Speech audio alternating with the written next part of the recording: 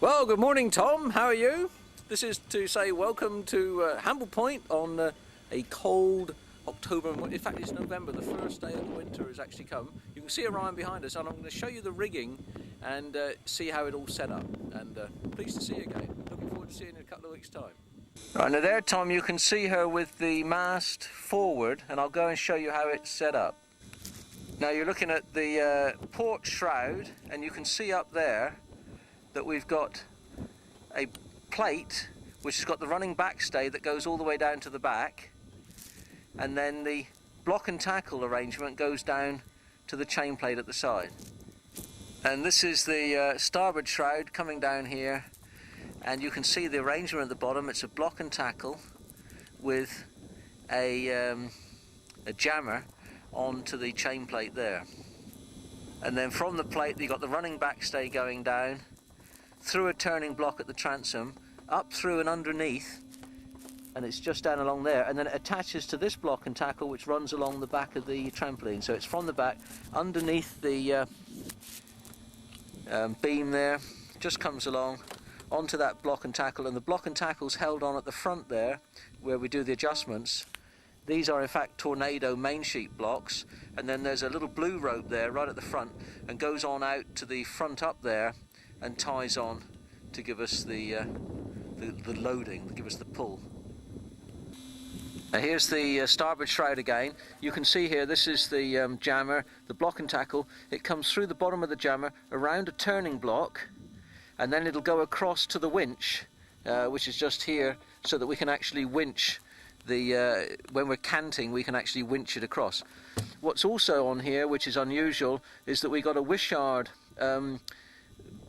shackle here that pulls on a string. If you pull this little string on the back, it'll pull down on this little fellow and it'll open, and that'll actually release the shroud completely. The shroud is just gone, and the only thing that holds it back is a strop.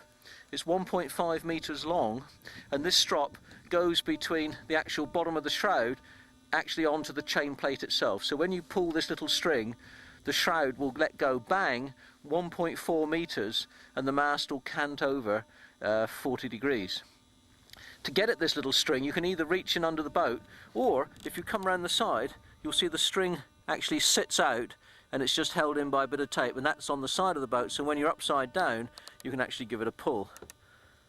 Now the forestay, to adjust that, see at the bottom of the forestay we've got a block and tackle arrangement which comes back along that green rope to another block and tackle arrangement just in front of the beam, and it comes through the beam onto this jammer here.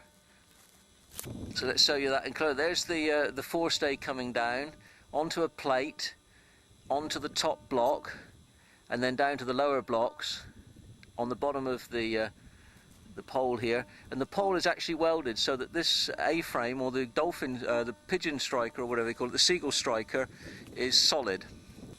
And from here it goes back to the other block and tackle, and then it goes through the beam here, and here we are at the back side of the beam. There's the jammer. We've got a little string on it so that we can give it a quick pull, and then there's a load of rope on here, and so when we actually let go, if I let this thing go now, I just pull it, boom, and the mast will run back, and you can see that the blocks at the front have stretched apart, and if I sit here and pull, it'll pull it back. Oops, I've got to put the jammer on, and it's fairly hard because I'm actually pulling back against the shrouds at the moment. Right, well there she is in all her glory. The mast is absolutely forward now. Well, there's Emma the dog. Morning, Emma. And what we're going to do now is I'll go and let go the forestay and pull her all the way back. And so when the crew hears, "Let go of the forestay!" they rush over here, pull that one, and it releases, and then they rush over and grab the running backstay. And here's the running backstay, and they just pull like hell and just keep pulling until the mast is coming all the way back. And this will have the effect of pulling the shrouds backwards and taking up the slack. Here we are, we've pulled it up to about there, and you can see now that there's the angle of the shroud going back, and the running backstay has pulled us back. Obviously you do the windward side first, and when you look to the front there, the block is almost out to the front, and the the shroud has gone up. See that? Now normally you wouldn't let it go up that much. That's a force 8 downwind with full sail up there. That's just stupid. And then we come over to the port side and do the port one as well. And so we balance them up, and you can see it coming.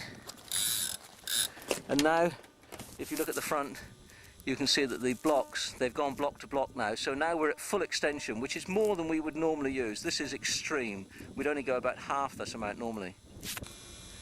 And here you can see the effect. The mast is now raked well back. Look at that. That's just amazing, isn't it? And that's way more than you would normally expect to. But it's kind of a fun thing to do. Keeps the bows right up, which we'll show you in a minute, hopefully, when we're out sailing. And here's a couple of oddities. At the front here, on the Seagull Striker, we've got a little bungee going up onto the shroud, and that's to stop the spinnaker sheets coming in here and dropping down and getting jammed up in here. So that was a useful little thing, because obviously everything gets caught between the forestay and the Seagull Striker. We've also got these little ropes here, one either side, and they run back to the point just there. And the idea of them is that typically what happens, the spinnaker goes over the front, gets hold of the Seagull Striker and bends this pole forward and breaks it off. That's why on the Mark II models they put the forestay and attached it directly to the top of the Seagull Striker here, which I used to have, and with a pivot point at the bottom. But because of this arrangement, we've changed back to the original Mark I version with a fixed striker. And this is the mast foot. You can see there the wires, and these are the ones that hold the mast to the boat when we're upside down. The only other thing of interest is that the reefing line, when we rake the mast back, we have to take up the slack on the clew, and so we use the main reefing line. We've got some extra clew attachment points on the mainsail. We've got one of these jammers that doesn't work for the full load, but it just holds it in place whilst you're mucking about, and then we just ram it around this cleat just to hold it tight. So just take a look around. You can see the shroud there in the fully back position, the mast leaning back, the forestay let go, and here we are on the starboard side. Ropes everywhere. Right, so now I'm going to go on the boat and actually move the mast forward, and you can see it all move.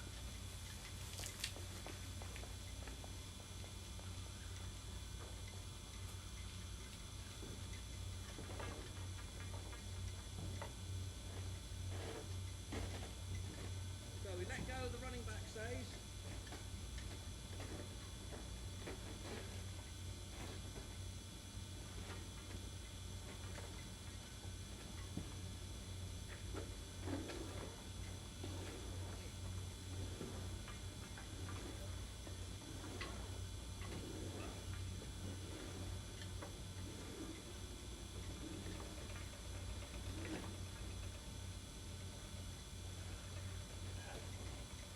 Simple as that.